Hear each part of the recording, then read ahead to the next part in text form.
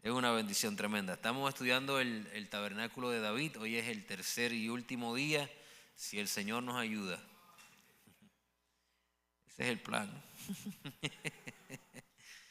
Ay, Señor, el Señor es bueno, ¿verdad? Tú sabes que en estos días pensaba y meditaba en eso, que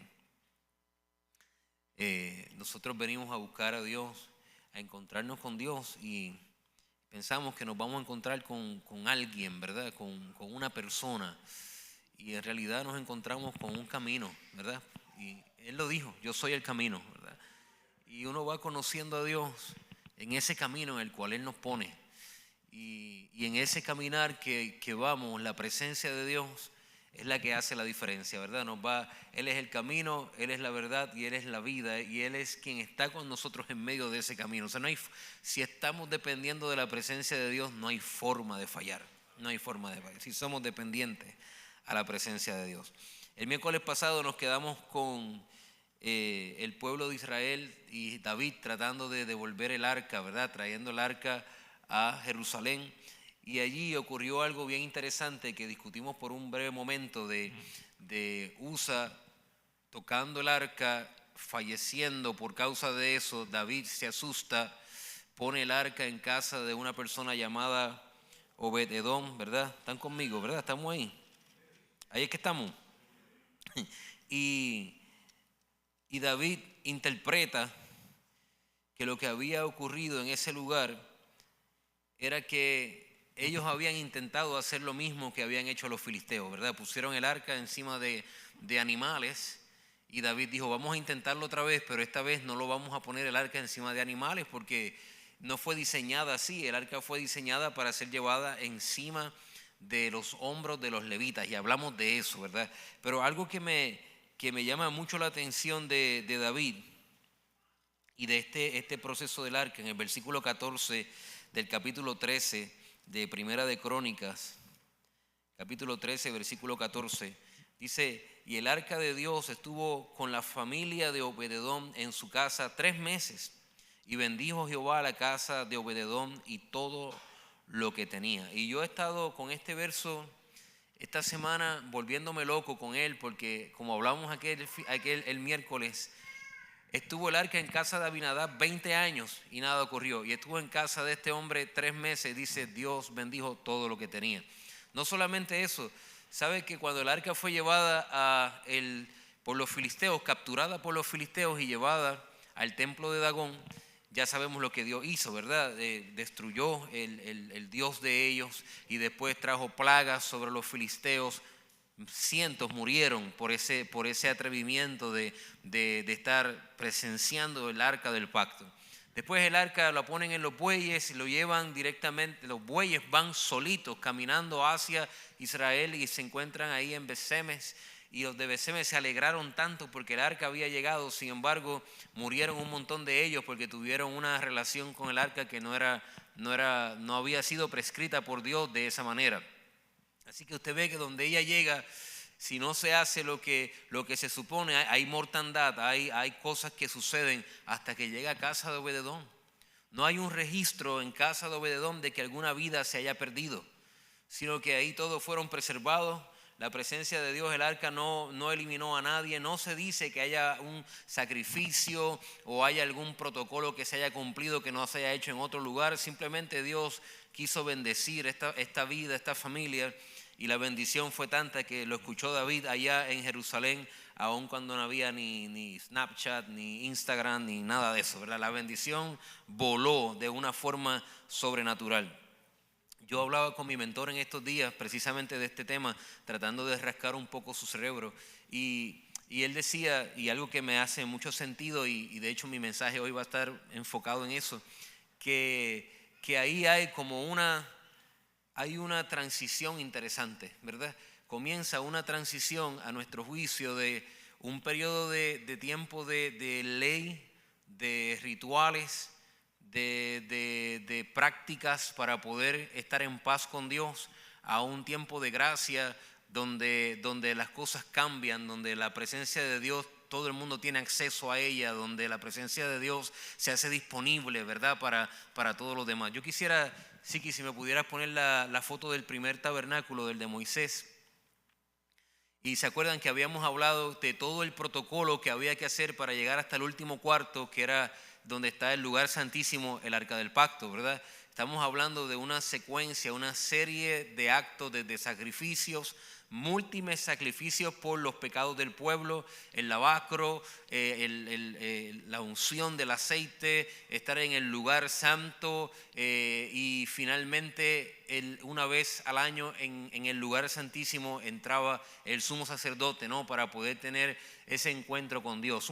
Una serie de rituales, de procesos, de pasos que había que dar, así que el acceso a la presencia de Dios estaba limitada. Era restringida, no todo el mundo podía entrar ahí. Ya vimos lo que pasaba si alguien tenía contacto con ella y no estaba llamado a eso, moría en el momento. Pero en este transcurso que los vamos llevando poco a poco, Dios va como trayendo un mover nuevo, y ahora se encuentra el arca del pacto en casa de este hombre llamado Obed-edom, que no sabemos mucho de él. Lo que me llama la atención de este Obed-edom es que imagínate, ponte tú en el lugar de Obed-edom. Piensa que tú eres él por un segundo. Te llevan el arca del pacto, te la dejan allí, tus negocios empiezan a prosperar, tu familia, los nenes tuyos se empiezan a portar bien. O sea, el matrimonio no tiene conflicto, no tiene problemas. O sea, todo está en perfecto estado de orden. Y de momento toca la puerta el rey y dice: mira, es que me la voy a llevar. Y ¿cómo? O sea, si yo hubiera sido Obed-edom, yo digo, de aquí ese arca no sale hasta que tú me mates. O sea, yo no voy a dejar que tú te lleves eso. Si mira todo lo que ha pasado. Sin embargo, Obed-edom no hace eso, pero hace algo aún más impresionante. Porque vemos en la palabra de Dios cómo este Obed-edom aparece en varias circunstancias. Después que David se lleva el arca, lo presenta la palabra de Dios como un portero del santuario, lo presenta como un adorador, ¿verdad?, del arca. Es decir, que Obed-edom dijo: bueno, tú te la llevas con una condición, yo me voy con ella. O sea, yo me voy con ella. Tú te la puedes llevar, pero yo creo que ahí está la clave. En el corazón de este hombre que sale de su casa, que sale de lo que conoce, a un lugar que está completamente desconocido, a hacer funciones que tal vez no había hecho por mucho tiempo, porque simplemente quería estar con eso que le bendijo en un momento dado, ¿verdad? Y cuando uno ama a Dios y ama la presencia de Dios, uno está dispuesto a hacer lo que sea que Él pida y a ir donde quiera que Él se lo pide. ¿Por qué? Porque uno sabe que donde Él está, las cosas van a estar bien, ¿verdad? Hay veces, yo decía, había un pastor que uno de nuestros mentores, que cuando había un problema, él decía: la primera pregunta que uno se hace cuando tiene un problema es: ¿dónde está Dios en todo este asunto? Dice, porque donde está Dios, ahí está la respuesta. Él decía, donde sea que está Dios, ahí está la respuesta. Y Obed-edom entendía eso. Él pudo haber dicho: no, lo que pasa es que mi casa, tú sabes, el lugar que mi casa, mis hijos se portan tan bien y yo tengo una flow ahí, tú sabes, estoy yo aquí, ¿verdad?, filosofando, pero que yo creé algo ahí, el corazón mío es tan bueno, y que ahora cuando se la lleve David no le va a ir bien, no le va a ir como a mí. O sea, a mí me fue de show. No, Obed-edom dijo: yo estoy consciente que todo lo que haya pasado en mi vida ha pasado por causa de la presencia de Dios. Así que yo estoy dispuesto a dejar todo atrás para perseguirla donde quiera que sea que ella esté, porque yo quiero estar cerca de Dios, ¿verdad? Y de ahí vemos un hombre que decide separarse para ir a servir al Señor que le había bendecido y consagrarse. Y eso es algo interesante, un tema que me chocó mucho esta semana. No se dice mucho de Obed-edom antes, pero su acción después habla muchísimo del corazón de este hombre, del agradecimiento que sentía por estar cuidando el arca del pacto, y aún así después: ponme como un portero, como un cuidador donde quiera que tú la lleves, pero no me separes de ella. Él y su familia sirvieron de una forma especial, ¿verdad? Así que ese es una gran enseñanza para nosotros, el corazón que debemos de tener para Dios. De la bendición de Dios, sí, solamente un verso pero de nuestra relación con Dios, tantos momentos que tendremos con nuestro Dios si simplemente seguimos su presencia y no nos dejamos engañar por nuestras concupiscencias y nuestros deseos, ¿verdad? Así que eso es un reto que tenemos nosotros, pero creo que es algo que es bien importante. De ahí David decide una vez más, ¿verdad? Capítulo 15, versículo 1 dice: hizo David también casas para sí en la ciudad de David y arregló un lugar para el arca de Dios y levantó una tienda. Y dijo David: el arca de Dios no debe ser llevada sino por los levitas, porque a ellos ha elegido Jehová para que lleven el arca de Jehová y le sirvan perpetuamente. Y congregó David a todo Israel en Jerusalén para que pasasen el arca de Jehová a su lugar, el cual le había él preparado. Y reunió también David a los hijos de Aarón y a los levitas, de los hijos de Coat, de Uriel, el principal, y sus hermanos, 120. Y ahí empieza a convocar y a hablar todas las personas que David había convocado para poder traer el arca. Versículo 12 dice: y les dijo: vosotros que sois los principales padres de las familias de los levitas, santificaos, vosotros y vuestros hermanos, y pasad el arca de Jehová, Dios de Israel, al lugar que le he preparado. Pues no por haberlo hecho así vosotros la primera vez, Jehová nuestro Dios nos quebrantó, por cuanto no le buscamos según su ordenanza. No le buscamos según su ordenanza. Así los sacerdotes y los levitas se santificaron para traer el arca de Jehová, Dios de Israel. Y los hijos de los levitas trajeron el arca de Dios puesta sobre sus hombros en las barras, como lo había mandado Moisés, conforme a la palabra de Jehová. Tú vas a ver eso en cada estudio de este tipo de dinámica, conforme Dios lo ha mandado, conforme lo que estaba escrito, conforme lo que Dios dio a Moisés. Es una constante. Dios es un Dios de orden. Dios es un Dios que se complace en la obediencia. Dios es un Dios que se manifiesta en la obediencia, como hablamos la primera vez, ¿verdad? Entonces lo hicimos de forma desobediente, pagamos el precio. Vamos a hacerlo como Él lo pidió, a ver si de esta forma podemos, ¿verdad?, cumplir con el mandato de Dios. Y dice la palabra de Dios que David en el versículo 27, de hecho, mira qué interesante, en el versículo 25 dice, de ese mismo Primera de Crónicas 15, dice: y David pues y los ancianos de Israel y los capitanes de millares fueron a traer el arca del pacto de Jehová de casa de Obededón. ¿Qué dice? Con alegría, ¿verdad? Con alegría. Ese para mí es una cosa impresionante. Hay un verso que dice: por cuanto no serviste a Jehová tu Dios con alegría, por la abundancia de todos tus bienes, servirás pues a tus enemigos. Por cuanto no serviste a Jehová tu Dios. Deuteronomio capítulo 28, versículo 47. Deuteronomio capítulo 28, versículo 47.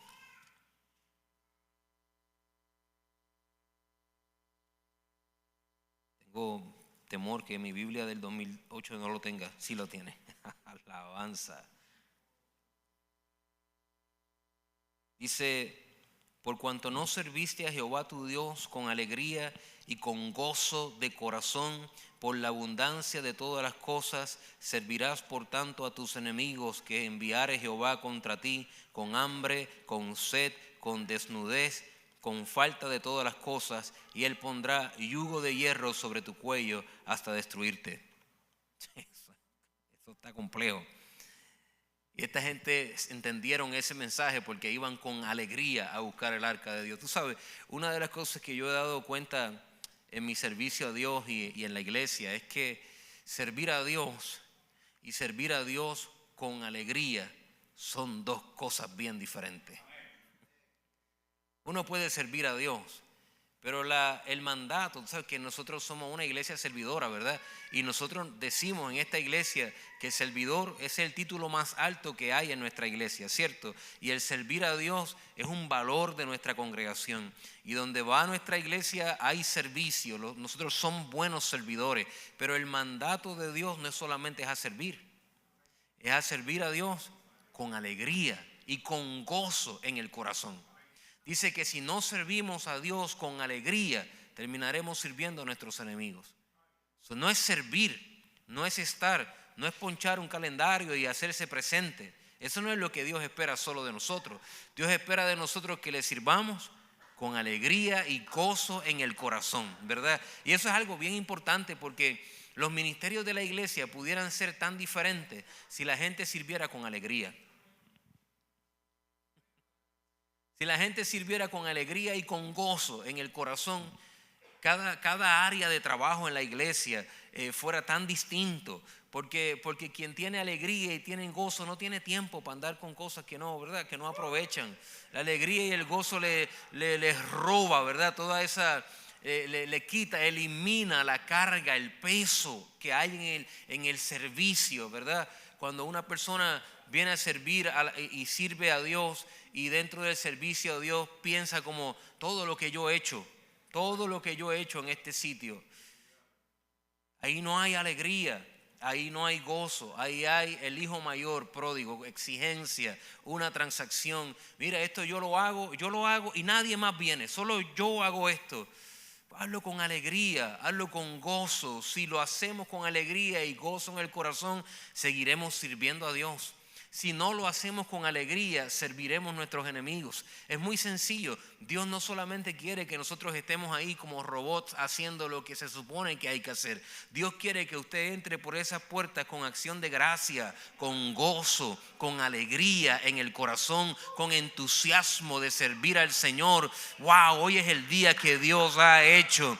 Y un gusano como yo, Dios me ha dado el privilegio de estar en el estacionamiento, de estar en las cámaras, de estar con los niños, de estar predicando, de estar tocando un instrumento. ¿Quién rayos somos nosotros para que un Dios tan grande y tan poderoso utilice gente como nosotros para lograr su propósito, verdad? Y su poder. No somos gente que tiene un privilegio, somos privilegiados que Dios nos utilice para su gloria y para su honra. Ponga una sonrisa en sus labios, ponga gozo en su corazón y entre por esa puerta como que usted realmente está agradecido de lo que Dios ha hecho en su vida.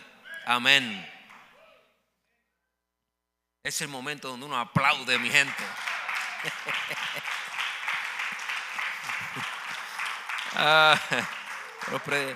Para los predicadores nuevos, si no te aplauden cuando estás predicando, ya sabes qué hacer. Pídelo, olvídate.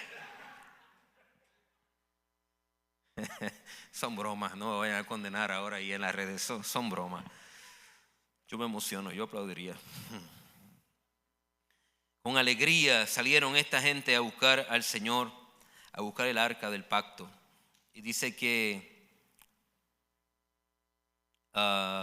y ayudando Dios a los levitas, versículo 26 de Primera de Crónicas 15, y ayudando Dios a los levitas que llevaban el arca del pacto de Jehová, sacrificaron 7 novillos y 7 carneros. Y David iba vestido de lino fino, y también todos los levitas que llevaban el arca, y asimismo los cantores, que era maestro, Kenanías, que era maestro de canto entre los cantores. Llevaba también David sobre sí un efod de lino. De esta manera llevaba todo Israel el arca del pacto de Jehová con júbilo y sonidos de bocina y trompetas y címbalos, al son de salterio y arpas. Pero cuando el arca del pacto de Jehová llegó a la ciudad de David, Mical, hija de Saúl, miró por una ventana, vio al rey David que saltaba y danzaba y lo menospreció en su corazón, ¿verdad? Y hay gente que no puede entender el gozo que Dios pone en el corazón de uno, ¿verdad? Hay veces que yo me pregunto, yo recuerdo, yo no sé si usted se acuerda el día que usted se convirtió, ¿verdad? El día que usted dijo, te acepto como mi Salvador, como mi Señor. ¿Se acuerdan de ese día? Un momento específico donde usted dijo, yo me rindo, Señor, yo soy para ti. Y tú tratas de ver tu trayectoria pasada y todo lo que se vivió antes, de donde Dios nos sacó, el lodo en el que vivíamos, los engaños, las mentiras y todas las cosas que teníamos en nuestra vida. El entender que toda esa basura que cargábamos en el corazón, la paga del pecado de tener esa basura en el corazón es la muerte. que Dios no tiene ninguna relación con el pecado, por lo tanto estábamos condenados a vivir una vida eterna sin Dios, una vida de miseria en esta vida y una vida eterna sin Dios. Dice la Biblia, pero Dios, con su gran amor con que nos amó, aun estando nosotros muertos en nuestros delitos y pecados, nos dio vida juntamente con Cristo. Por gracia sois salvos, y esto no de nosotros, pues es don de Dios, para que nadie se gloríe. Y cuando usted entiende eso, uno le pasa lo que le pasa a David. Uno entra en una experiencia de gozo, de alegría por el Señor. Y esto no es, yo no estoy diciendo que usted no tenga problema en la vida, ¿está bien? Porque de hecho no se lo pudiera ni prometer ni garantizar, porque Jesús no lo hizo. Pero yo sí estoy diciendo que cuando usted piense en de dónde usted venía y usted piensa quién eres hoy, algo en el corazón hace que usted se le olvide las pequeñas cosas que hay alrededor y nosotros comencemos a dar gracias por el regalo más grande que Dios nos ha otorgado, y es la salvación de nuestra vida. El hecho de sentirnos salvos, de saber hacia dónde vamos, hacia el Señor. Eso es el regalo más grande que Dios nos puede dar. Eso debe producir alegría. David iba con la presencia de Dios, iba llevándola al lugar que él le había preparado. Dice 3 veces en esos versos: al lugar que le he preparado, al lugar que le he preparado. ¿Te imaginas David arreglando el espacio? Y te voy a poner aquí y aquí, y imaginándose su relación con Dios. Tú sabes, voy a arreglar esto y acá, y esa expectativa. Y David iba contento porque había encontrado ese momento de traer la presencia de Dios, de rescatar la presencia de Dios, de hacerla otra vez el centro de operación del pueblo. Y esta mujer quería que él estuviera triste. Y él estaba feliz, él estaba contento, él había alegría en su corazón, él danzaba, él saltaba, y dice que lo menospreciaron por causa de lo que él sentía en el corazón. Y yo quiero animarte esta noche, porque si tú realmente has disfrutado del gozo de servir al Dios que nosotros servimos, y se te nota la alegría de servir a Dios, también vas a ser menospreciado. También vas a ser menospreciado. Porque yo te había dicho la primera vez que mientras más cerca de Dios, más solo te quedas. Porque la gente no puede entender el impacto de la presencia de Dios en nuestra vida. Que de repente queremos hacer cosas que antes no hacíamos, y cosas que antes hacíamos sin importarnos, ahora nos importa demasiado como para poder hacerlas. Y esa presencia nos cambia la perspectiva, cambia nuestra forma de ver, de pensar, de hablar, y no todo el mundo entiende eso, ¿verdad? Entonces hay un menosprecio, como ¿quién es este que se cree? No creemos nada, es que algo se metió allá adentro, y allá adentro hay algo que nos mueve, que hace que nosotros seamos diferentes, y esa presencia de Dios hace cosas tremendas en nuestra vida. David saltaba en el corazón y brincaba, y su mujer lo menospreció en su corazón. Y dice, y así trajeron el arca de Dios. Y hay gente a veces que no logra entender la gracia, el don, lo que Dios ha puesto en tus manos. Es difícil explicarlo. Y yo he concluido que lo mejor que uno puede hacer es seguir danzando. No te pares a pelear con Mical. No te pares a tratar de explicarle a Mical: mira, Mical, pero entiéndeme, lo que pasa es que David dijo: yo me haré más vil si fuera necesario. Me haré más vil con tal de agradar al Señor. ¿Sabes? No te metas en esto que tú no entiendes. Esto no es consejo matrimonial, ¿saben? By the way, esto no es un consejo matrimonial. Mical no representa a tu esposa. Mical representa todo el mundo que ha menospreciado tu vida por causa de la gracia, la unción, el poder de la palabra de Dios en tu vida. Amén.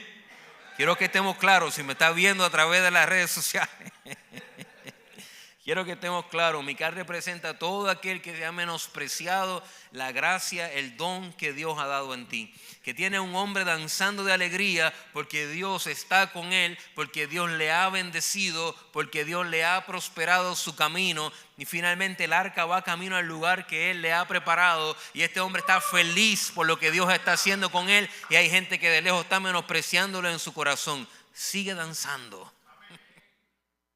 Sigue danzando, sigue adorando, sigue disfrutando de la gracia que Dios te ha dado. No te detengas por los Mical de esta vida, que ellos nunca han disfrutado de esa gracia y esa presencia que Dios ha depositado sobre ti. Por eso no la pueden entender. Versículo 1 del 16 dice: así trajeron el arca de Dios y la pusieron en medio de la tienda que David le había levantado para ella. Y ofrecieron holocaustos y sacrificios de paz delante de Dios.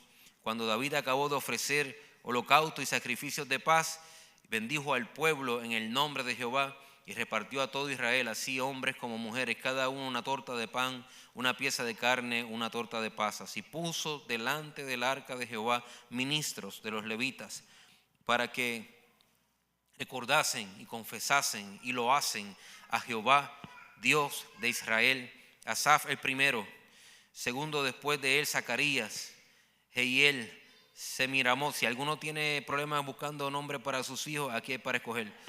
Matatías, Eliab, Benaía. Y mira quién aparece. ¿Quién aparece ahí? Ahí está Obededón, que dijo: yo no me quedo en casa, yo me voy para donde vaya ella, ahí voy a estar yo. Dice: con sus instrumentos de salterio y arpa, pero Asaf sonaba los címbalos. Gente, esta experiencia que era dada solamente a una persona una vez al año, un lugar sublime, un lugar de no ruido, de repente se convierte en el lugar que David le preparó, en un lugar de adoración constante, címbalos, arpa, cantores, alabanza, adoración, un espacio especial de Dios y su gente. Era como si Dios rompiera todo el protocolo que había antes para que acercar el hombre a él y poder tener comunión íntima con él constantemente. Eso es algo bello. Siki, ponme la otra página. Yo le pedí a mi asistente que me hiciera unas fotos. Mi asistente. Y yo no estoy diciendo, por si acaso, que así era, pero nos da una buena idea. ¿Está bien? Mira el tabernáculo de Moisés, sus partes, sus protocolos. De alguna forma, ¿no? Ahí faltan algunas cosas, pero mira la representación del tabernáculo de David. Era como una tienda, un espacio. Tal vez tenía más cosas, tal vez tenía menos. Lo importante es que no habían velos, no habían protocolos. Lo único que había era gente cantando, adorando, sacrificando frente a la presencia de Dios.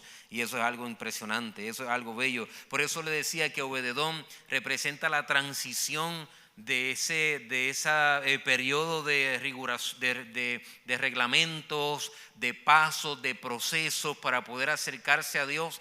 De Obededón en adelante esa cosa quedó atrás y pareciera que Dios comenzaba a mostrar un camino diferente, el camino que Él quería, el camino de acercarse a Él, no por todas las cosas que uno podía hacer, sino de acercarse a Él por pura gracia, como que el cordero que pagó el precio en aquel lugar fue suficiente sacrificio para que ya no haya falta de todas estas cosas que habían que hacer para llegar hasta donde Él está, ¿verdad? Y ahora ahí en la presencia de Dios, en el lugar que David le preparó, esta gente tenía una fiesta tremenda al Señor.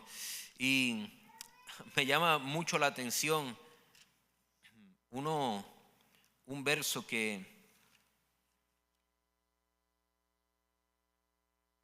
habla acerca de cómo David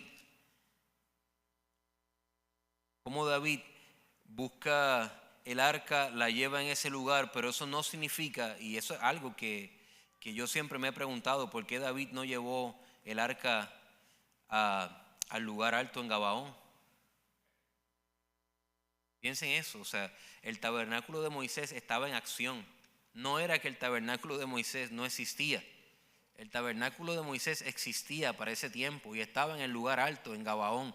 Pero David, en lugar de llevarlo al lugar santísimo de ese tabernáculo, decidió quedarse con el arca, él, en la tienda. Y mira qué interesante. Dice que hubo en un momento dado, esos dos lugares coexistieron.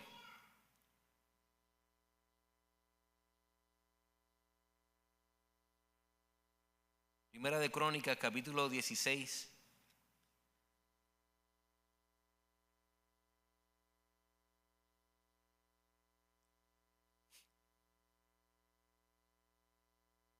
Versículo 39 y 40. Dice, asimismo, Primera de Crónicas 16, versículo 39 y 40. Bueno, vamos a leer el 38 para que vea quién estaba ahí. ¿Y a quién? Y a sus 68 hermanos, y a Obededón, hijo de Jedutún y Osa, como porteros. Asimismo el sacerdote Sadoc y los sacerdotes de sus hermanos, delante del tabernáculo de Jehová en el lugar alto que estaba en Gabaón, para que sacrificasen continuamente a mañana y a tarde holocaustos a Jehová en el altar del holocausto, conforme a todo lo que está escrito en la ley de Jehová que él prescribió a Israel. Dice, y con ellos Emán, Jedutún y a los otros escogidos declarados por sus nombres, para glorificar a Jehová, porque es eterna su misericordia. Dice que al final, versículo 43, y todo el pueblo se fue cada uno a su casa, y David se volvió a su casa para bendecir. Entonces, durante ese tiempo, el arca del pacto estaba en la tienda que David le había preparado, ¿cierto? Y el tabernáculo de reunión continuaba en Gabaón, y lo interesante era que allá en Gabaón había todo el protocolo religioso continuaba, los sacrificios continuaban, los sacerdotes seguían lavándose en el lavacro, los sacerdotes seguían siendo ungidos antes de entrar al lugar santo. En el lugar santo estaba los panes de la proposición, en el lugar santo estaba el altar del incienso, en el lugar santo estaba el candelabro, pero cuando abrían el velo del lugar santísimo, el arca no estaba. El arca no estaba. Y me habla eso de cómo la iglesia puede volverse tan protocolar, tan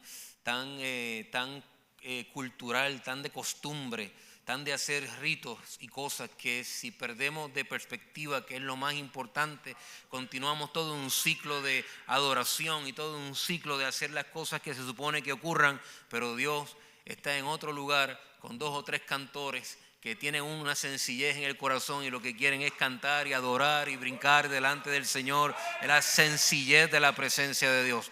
No nos compliquemos tanto la vida que se nos olvide que es lo más importante para la iglesia. No es lo que hacemos, no son los protocolos, no son las costumbres eclesiásticas. Lo más importante que tiene la iglesia es la presencia de Dios. Es Dios mismo. Sin Él nada somos. Sin Él nada somos. Sin Él no hay nada más que hacer. No existe cristianismo sin Cristo. No existe. La única razón por la cual podemos tener una iglesia cristiana es por causa de Cristo, y se nos olvida en ocasiones como iglesia, ¿verdad? Y a veces desde lo que predicamos hasta lo que cantamos, hasta lo que enseñamos, hacemos tantas otras cosas en nuestra iglesia, y no está mal porque bregamos con personas, pero que nunca se nos olvide que lo más importante es adorar a Cristo, es adorar al Señor, es predicar de Él, es hablar de Él, es Él es lo más importante.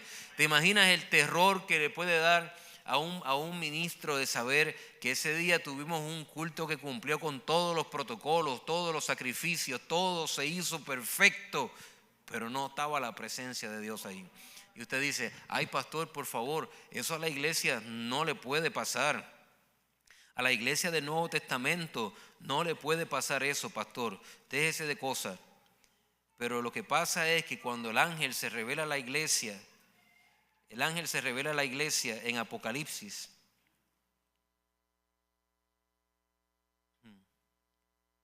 dice,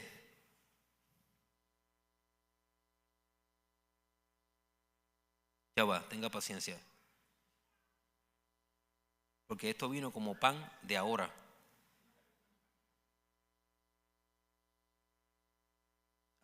16.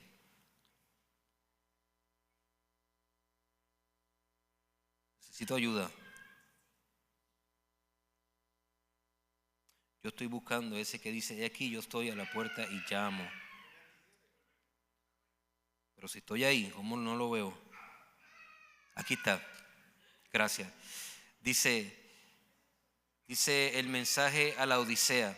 Dice, he aquí yo estoy a la puerta y llamo. Si alguno oye mi voz, abre la puerta, entraré a él, cenaré con él y él conmigo. Y yo lo he hablado un montón de veces a la iglesia. Ese verso específicamente son versos favoritos de los evangelistas del mundo entero, ¿verdad? A la hora del llamado para traer a alguien que no conoce a Cristo a los pies, dice, he aquí, él está a la puerta y llama. Si alguno oye su voz, abre la puerta y ven a él. Y yo no tengo problema con eso, pero el contexto no es un mensaje para gente que no conoce a Dios. Mira el versículo 14.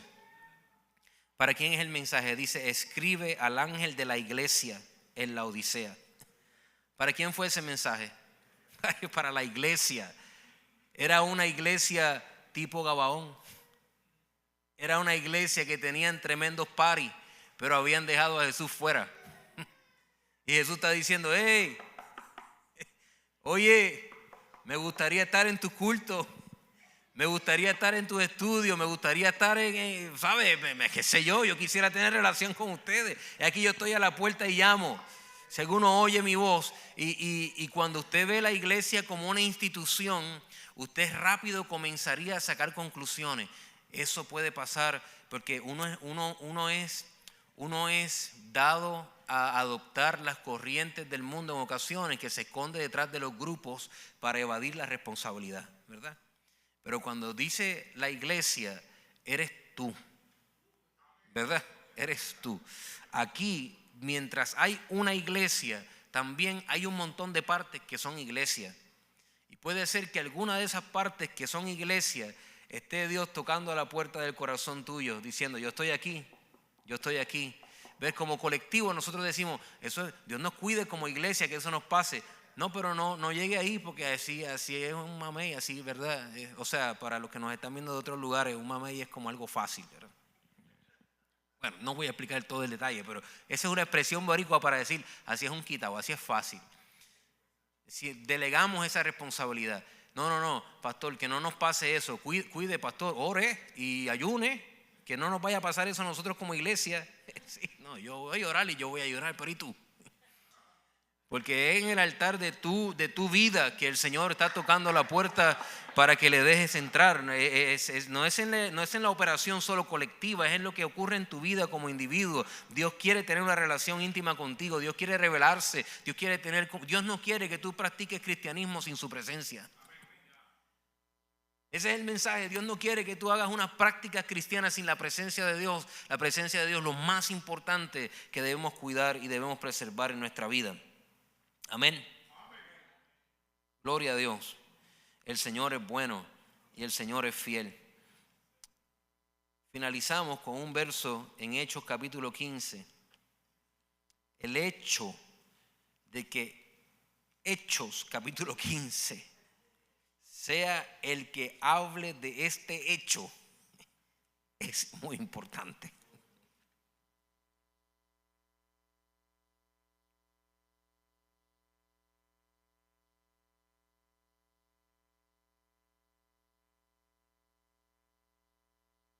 Hechos capítulo 15, versículo 1 dice que entonces, era en plena expansión de la iglesia, está bien, la iglesia creciendo, Jesús había resucitado, el Espíritu Santo había caído sobre las personas que estaban en el aposento alto, había caído sobre los que estaban huyendo de la persecución.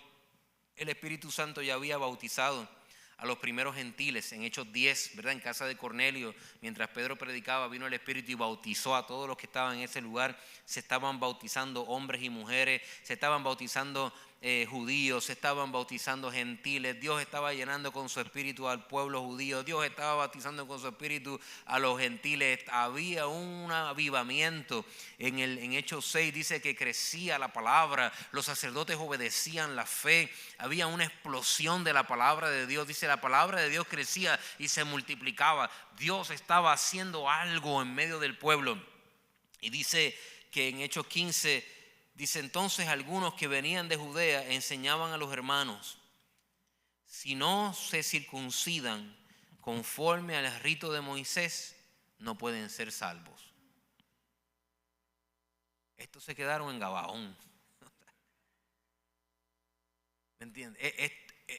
Dios estaba haciendo 30 cosas y estos dijeron, no, gente, qué bueno que Dios te tocó, qué bueno que Dios te bautizó con su espíritu. Pero tú tienes, ¿sabes? Aquí hay unas reglas, hay unas cosas que hay que seguir antes de que tú puedas ser salvo. Ni siquiera era acercarte a nosotros, era para alcanzar salvación. Tienes que hacer esto para alcanzar salvación. Entonces, como Pablo y Bernabé tuviesen una discusión y contienda no pequeña con ellos, se dispuso que subiesen Pablo y Bernabé a Jerusalén y algunos otros de ellos a los apóstoles, los ancianos, para tratar esta cuestión. O sea, Pablo y Bernabé pelearon con esta gente. Estaban en pelea. Dijeron, no. No es como ustedes dicen, el otro no, así es. Y esta gente dicen, la discusión no era sencilla. Esta gente todo el mundo estaba trancado. Ellos pues se reunieron, todo el mundo, primer concilio. Este es el primer concilio donde se reúnen personas para tratar de decidir una cuestión eclesiástica. Dice, y llegado a Jerusalén fueron recibidos por la iglesia y los apóstoles y los ancianos refirieron todas las cosas que Dios había hecho con ellos, ¿verdad? Ellos testificaron de lo que Dios había hecho. Pero algunos de la secta de los fariseos, que eran maestros de la ley, pero habían creído, se levantaron diciendo, es necesario circuncidarlos y mandarles que guarden la ley de Moisés. Es necesario. Y ahí estaba la pelea otra vez, ¿verdad? Hágase la película. Yo necesito que usted entre conmigo en este revolú para que entienda lo bello a lo que vamos a llegar. Dice, y se reunieron los apóstoles y los ancianos para conocer este asunto. Y después de mucha discusión. ¿Qué es una discusión? Una discusión es una discusión. ¿Usted entiende?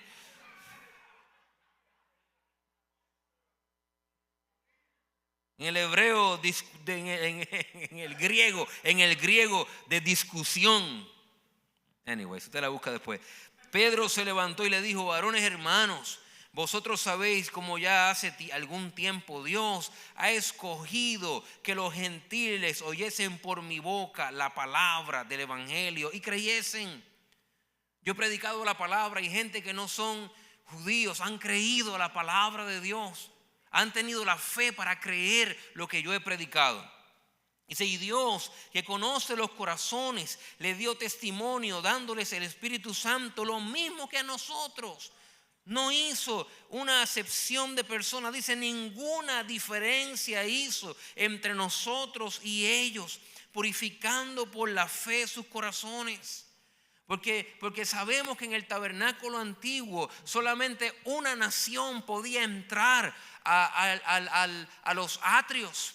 Solamente una tribu podía entrar al servicio del tabernáculo y solamente una persona al año podía entrar al lugar santísimo donde estaba el arca. Ellos lo sabían. Eso fue lo que Dios prescribió y ellos estaban diciendo, no hay forma de que el pueblo de afuera que no es de Dios, sin circuncidarse, sin ser parte de nuestro pueblo, entre en esto que Dios nos ha dado especial a nosotros. Pero Pedro predicaba y decía, cuando yo predico esta gente cree, cuando yo predico esta gente Dios los bautiza. Me parece que ya hay algo que cambió, algo no es igual, porque cuando estamos hablando de Dios, Dios hace cosas en medio de estos gentiles. Dice, ninguna diferencia hizo entre nosotros y ellos, purificando por la fe sus corazones. Dice, ahora pues, ¿por qué tentáis a Dios poniendo sobre la cerviz de los discípulos un yugo que ni nuestros padres ni nosotros hemos podido llevar?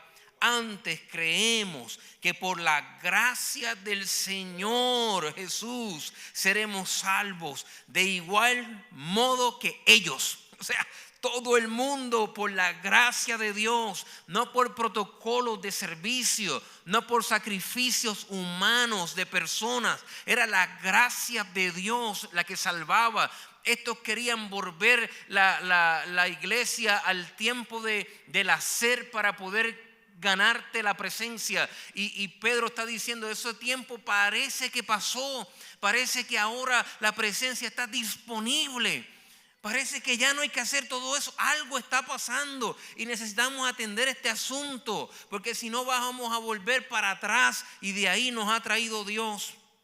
Dice, toda la multitud cayó y oyeron a Bernabé y a Pablo, que contaban cuán grandes señales y maravillas había hecho Dios por medio de ellos entre los gentiles, porque estaban predicando y testificando de Dios. Y cuando callaron, Jacobo respondió diciendo, varones hermanos, oídme.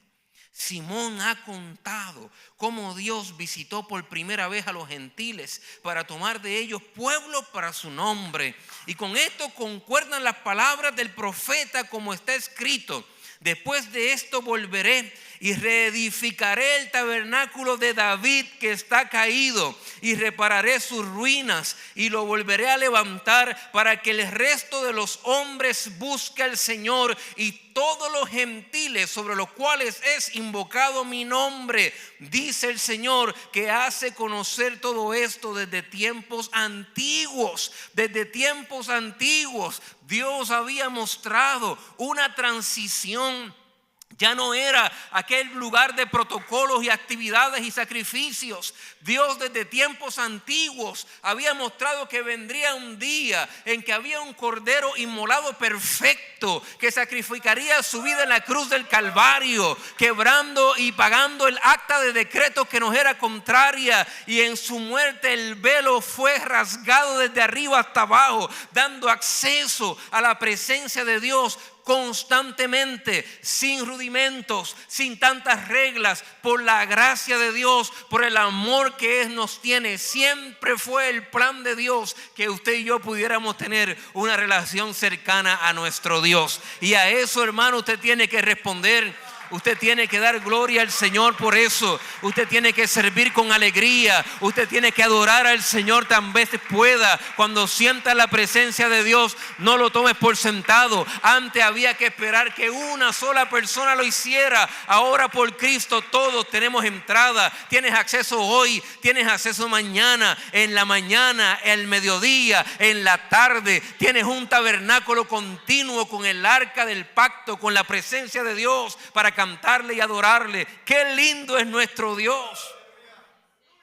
No debemos vivir como si estuviéramos todavía en tiempo de Moisés, viendo la presencia de Dios una vez al año, cuando está disponible para nosotros por la sangre del Cordero todos los días, a cada momento, en cada lugar. Aleluya. Jamás permitamos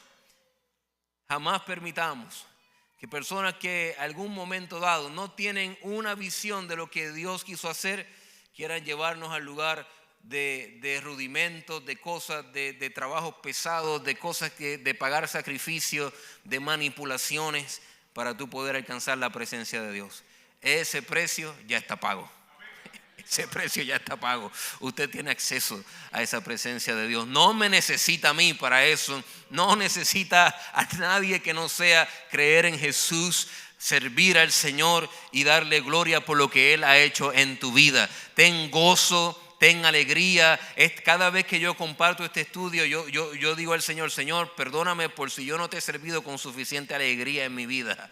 Perdóname por si yo no he aprovechado el acceso que me has dado a esta presencia de Dios tan bella. Perdóname por no prepararte un lugar en mi corazón para que tu presencia habite conmigo. Perdóname por dejarte afuera en algunas reuniones que hice que no consulté. Perdóname por dejarte afuera en algunas actividades. Y después al medio de la actividad decir, ay Señor, si tú me bendijeras, trae el arca, tráela, que empezamos sin Dios y ahora no sabemos qué hacer. Perdóname por todo eso. Ayúdame a vivir concentrado en lo más importante que tú me has dado. No es la bendición de Obed-Edom en la casa. No lo es. No lo es las victorias en las guerras. No lo es el paso del Jordán. No lo es las murallas derribadas de Jericó. Todas esas cosas las vamos a disfrutar como una consecuencia de algo bien importante, de la presencia de Dios en nuestra vida. Aviva el fuego del don que Dios ha puesto en ti. Vamos a servir a Dios hasta que olvídate, descansamos cuando lleguemos allá arriba. Sirve a Dios con alegría, con entusiasmo de corazón. Aleluya. Este domingo yo quiero ver a todo el mundo mostrando los dientes. A todo el que pase por ahí te va a estar feliz, con gozo, con alegría, sirviendo al Señor. Porque no podemos hacer menos que lo que Dios ha hecho por nosotros merece. Que vivamos una vida para Dios con todo lo que tenemos. ¿Les parece? ¿Les parece? Olvídate si Mical no quiere servir. Ese es su problema.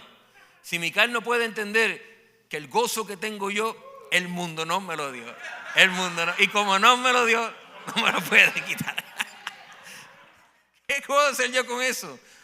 Yo no puedo tratar de explicarle a todo el mundo lo que Dios ha hecho en mi vida, pero yo espero que puedan ver cuando tienen una relación o un contacto conmigo, que esa presencia está activa, está viva en mí y la ando persiguiendo donde quiera que Él va. Hay un lugar especial en la eternidad para un grupo de personas que dicen que siguen al Cordero donde quiera que Él va. Sigue al Cordero donde quiera que Él va. Vamos a estar puestos de pie, vamos a darle gracias a Dios.